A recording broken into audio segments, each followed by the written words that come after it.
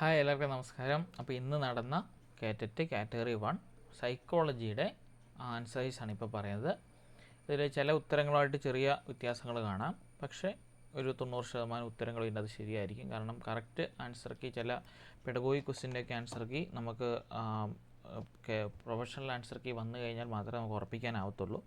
So ആ questions നമുക്ക് കുറച്ചൊക്കെ ഇതിനകത്തുണ്ട്, അതിനകത്ത് നമുക്ക് ഒഴിവാക്കാം. ബാക്കി ഉള്ള സെറ്റിൻ്റെ ആൻസേഴ്സ് നമുക്ക് പിന്നെ അത് പറഞ്ഞു പോകാം. ഓക്കെ, ഒന്നാമത്തെ ക്വസ്റ്റിൻ്റെ ആൻസർ: മനുഷ്യൻ എല്ലായ്പ്പോഴും സാമൂഹ്യത്തെ ഊന്നൽ നൽകിയിരിക്കുന്നു. മറ്റുള്ളവരുമായി ഇടപഴകുന്നതിനും അവരെ മനസ്സിലാക്കുന്നതിനും അവരുടെ പെരുമാറ്റങ്ങൾ വ്യാഖ്യാനിക്കുന്നതിനുള്ള കഴിവ് അങ്ങനെ ആർജിച്ചു. ഇത് ഏത് തരം ബുദ്ധിയാണ്? അതാണ് നമ്മുടെ വ്യക്തിയാന്തര ബുദ്ധി, ഇൻ്റർപേഴ്സണൽ ഇൻ്റലിജൻസ്.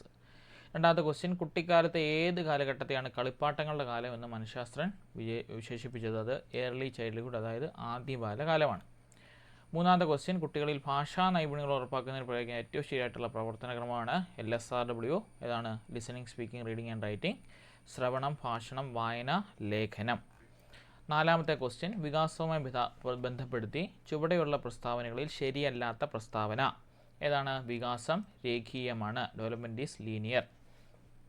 ഇനിയും അഞ്ചാമത്തെ ക്വസ്റ്റ്യൻ: പ്രത്യേക പരിഗണന ആവശ്യമുള്ള കുട്ടികളുടെ പഠനത്തിനായി സ്കൂളിലെ കുട്ടികൾ ഉപയോഗിക്കുന്ന പാഠപുസ്തകത്തിന് പകരം ഉപയോഗിക്കാവുന്നതാണ് അഡാപ്റ്റഡ് ടെക്സ്റ്റ് ബുക്ക്, അതായത് അനുപൂരക പാഠപുസ്തകങ്ങൾ.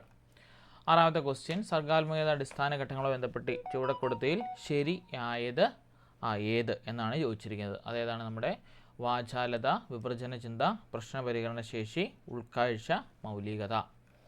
ഏഴാമത്തെ ക്വസ്റ്റ്യൻ: മിലി ടീച്ചർ പരിസര പഠനവുമായി ബന്ധപ്പെട്ട് ആശയങ്ങൾ അവതരിപ്പിക്കുന്ന വേളയിൽ ബ്ലാക്ക് ബോർഡിൽ എഴുതിയ ആശയത്തിലെ പ്രധാന വാക്കിന് അടിവരയിടുന്നു. ചാർട്ടിൽ എഴുതുമ്പോൾ പ്രത്യേകം നിറം ഉപയോഗിച്ച് സൂചിപ്പിക്കുന്നു. പഠനത്തിലെ ഏത് സമഗ്രതാ നിയമമാണ് ഇവിടെ പ്രസ്താവിക്കുന്നത്? രൂപ പശ്ചാത്തല ബന്ധം. 12ാമത്തെ ക്വസ്റ്റ്യൻ: 12 വയസ്സുള്ള അഹദിൻ്റെ ബുദ്ധിമാനം 125 എങ്കിൽ ചുവടെ കൊടുത്തിരിക്കുന്നതിൽ ശരിയായവ. അഹദിൻ്റെ മാനസിക വയസ്സ് 15 ആണ്. 9ാമത്തെ ക്വസ്റ്റ്യൻ: 4ാം ക്ലാസ്സിൽ പഠിക്കുന്ന ലിജി 3ാം ക്ലാസ് മുതൽ സൈക്കിൾ ഓടിക്കാൻ പഠിക്കുന്നു. ഇപ്പോൾ ഒറ്റയ്ക്ക് റോഡിലൂടെ സൈക്കിൾ ഓടിക്കാൻ ഭയമാണ്. ലിജി നേരിടുന്നത് ഏത് തരം പഠന വൈകല്യമാണ്? അത് ഡിസ്പ്രാക്സിയ, പ്രായോഗിക വൈകല്യം. 10ാമത്തെ ക്വസ്റ്റ്യൻ: ലിംഗസമത്വം, സ്ത്രീ ശാസ്ത്രീകരണം എന്നിവ ഉറപ്പാക്കുന്നതിന് വേണ്ടി ദേശീയ തലത്തിൽ ആവിഷ്കരിച്ച പദ്ധതി കേരളത്തിൽ നടപ്പാക്കുന്നത് കുടുംബശ്രീയുടെ ആഭിമുഖ്യത്തിലാണ്. ഈ പദ്ധതിയുടെ പേരാണ് നൈ ചേതന 3.0. ഒരു അധ്യായനത്തിൽ പഠിക്കേണ്ട ആശയങ്ങൾ, പ്രസ്താവനകൾ എന്നിവയുടെ ചുരുക്ക രൂപത്തെ ചിത്രീകരിക്കുന്ന പറയുന്ന പേരാണ് ആശയചിത്രം. കുട്ടികൾക്ക് വായനാ പരിശീലനം നൽകുന്നതിന് വേണ്ടി ലീവ് വൈഗോസ്കിയുടെ ആശയങ്ങളുടെ പിൻബലത്തോടെ ആവിഷ്കരിച്ചാണ് പ്രതിക്രിയ പഠനം. 13ാമത്തെ ക്വസ്റ്റ്യൻ: സ്കൂളിലേക്ക് വരുന്ന വഴിക്ക് തെരുവ് നായ്ക്കളെ സൂക്ഷിക്കണമെന്ന് ഫെമിൻ ടീച്ചർ എപ്പോഴും കുട്ടികളെ ഉറപ്പിക്കുമായിരുന്നു. ഇപ്പോൾ ക്ലാസ്സിലെ ഭൂരിഭാഗം കുട്ടികളും എല്ലാ നായ്ക്കളെയും പേടിയാണ്. പഠന സമയം ബന്ധപ്പെടുത്തി ഇത് എന്തിന് ഉദാഹരണമാണ്? ഇത് ചോദക സാമാന്യവൽക്കരണം, സ്റ്റിമുലസ് ജനറലൈസേഷനാണ് അത് പറയുന്നത്. 14ാമത്തെ ക്വസ്റ്റ്യൻ: പ്രൈമറി തലത്തിൽ പഠനം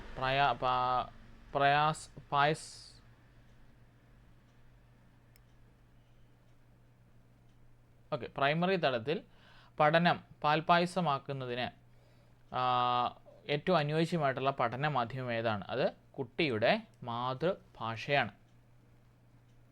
15ാമത്തെ ക്വസ്റ്റ്യൻ: എബ്രഹാം മാസ്ലോയുടെ വ്യക്തിത്വ പഠനവുമായി ബന്ധപ്പെട്ട ആവശ്യങ്ങളുടെ ശ്രേണിയിൽ ചുവടെ 5 ലെവൽ തന്നിരിക്കുന്നു. ഏറ്റവും ഉയർന്ന ആവശ്യമായി വരുന്ന ലെവൽ ഏതാണ്? അത് ആത്മസാക്ഷാത്കാരമാണ്. ഏറ്റവും ഉയർന്ന തലത്തിൽ വരുന്നത് ആത്മസാക്ഷാത്കാരമാണ്. അടുത്ത ക്വസ്റ്റ്യൻ: മനോവിശ്ലേഷണ സിദ്ധാന്തത്തിൻ്റെ സുപ്രധാന ഘട്ടങ്ങളിൽ യാഥാർത്ഥ്യബോധവുമായി തത്വവുമായി ബന്ധപ്പെട്ട ഘടകം ഏതാണ്? അത് അഹമാണ്. അടുത്ത 17ാമത്തെ ക്വസ്റ്റ്യൻ: ക്ലാസ്സിൽ ഗണിതം പഠിപ്പിക്കുന്ന അസി ടീച്ചർ കുട്ടികളോട് ഒരേപോലെയുള്ള 4 വസ്തുക്കളും 3 വസ്തുക്കളും ചേർത്ത് വെച്ച് ആകെ എത്ര വസ്തുക്കൾ ഉണ്ടെന്ന് കണ്ടെത്താൻ പറഞ്ഞു. തുടർന്ന് 4 വസ്തുക്കളും 3 വസ്തുക്കളും വെച്ച് ആകെ വസ്തുക്കൾ രൂപപ്പെടുത്തുന്ന ചിത്രം കണ്ടെത്താൻ പറഞ്ഞു. പിന്നീട് ഇതിനെ ഗണിതപരമായി ആശ്രയിച്ചു. അതാരുടെയാണ്? നമുക്കറിയാം, ജെറോമസ് ബ്രൂണർ അല്ലേ. പ്രവർത്തനഘട്ടം, ഉപനഘട്ടം, പ്രതിരോധഘട്ടം, അതാണ് അവിടെ പറഞ്ഞത്.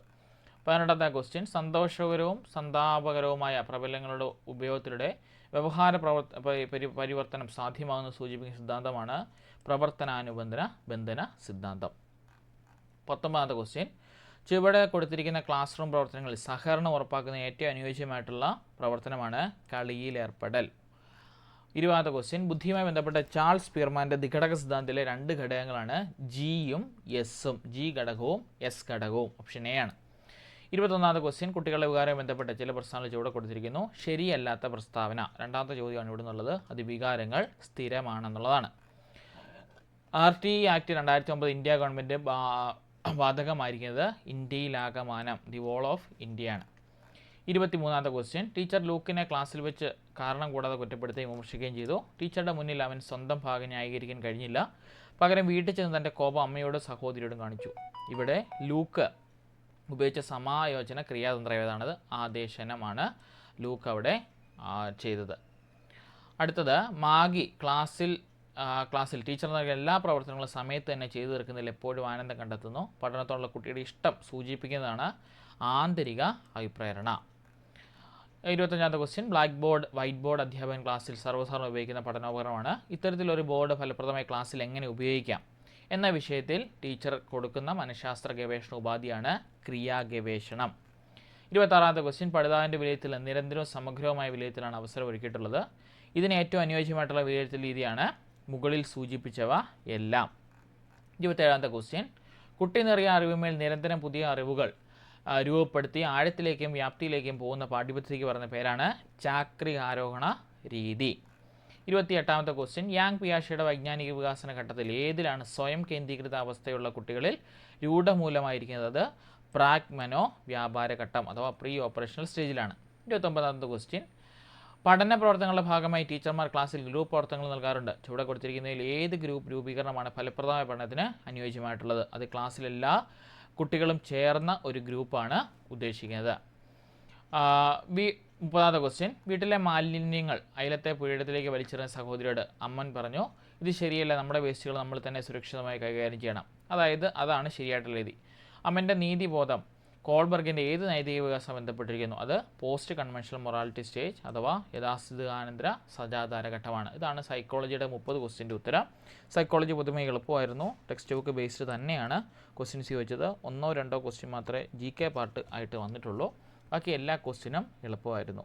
ഓക്കെ, ബാക്കിയുള്ള സബ്ജക്റ്റിൻ്റെ ആൻസറുമായിട്ട് ഉടനെ തന്നെ നമ്മുടെ ചാനൽ അപ്ലോഡ് ആകുന്നതായിരിക്കും. So stay tune. Okay, thank U.